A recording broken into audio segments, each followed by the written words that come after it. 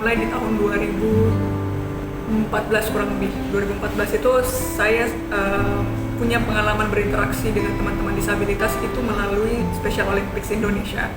Special Olympics Indonesia itu sebuah kompetisi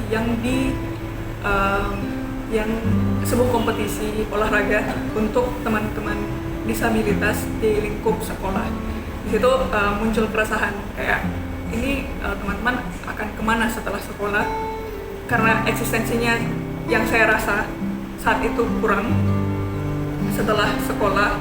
Terus pun dari sisi pekerjaan yang masih saya rasa kurang. Terus keresahan itu muncul, saya mulai berpikir, ada muncul kata hati, mau Kak bikinkan kideh, kalau bahasa Makassar, Kak bikinkan kideh pekerjaan suatu hari.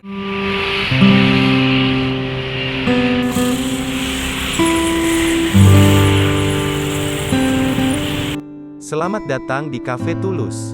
Kalian bisa langsung menikmati menu makanan dan minuman, langsung dibuat oleh kami.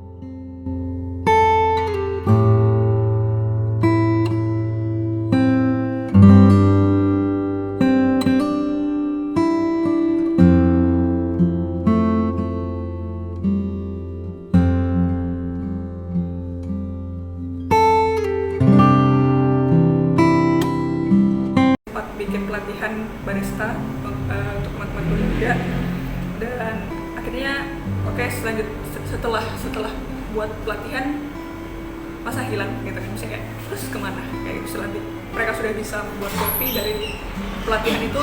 Di pelatihan itu kurang lebih ada 20 peserta teman-teman tuli, dan dari 20 peserta itu kita seleksi. Seleksinya juga pakai proses rekrutmen, proses interview. Dan untuk praktisnya kan sudah di pelatihan sebelumnya kan, mereka sudah ada basic knowledge untuk meramu kopi. Dari 20 kita terima 3, kita seleksi 3 orang. Interviewnya juga menggunakan bahasa isyarat, didampingi salah satu teman juga.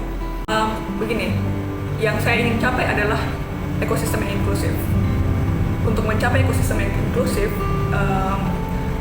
seluruh stakeholders, seluruh yang punya seperti teman dengar dan teman tuli, bagaimana saya bahasakannya? Jadi begini, untuk tahu isu perempuan, saya punya keresahan sebagai perempuan, tapi kalau tidak tersampaikan sama pria mungkin atau laki-laki, tidak akan mencapai sebuah solusi.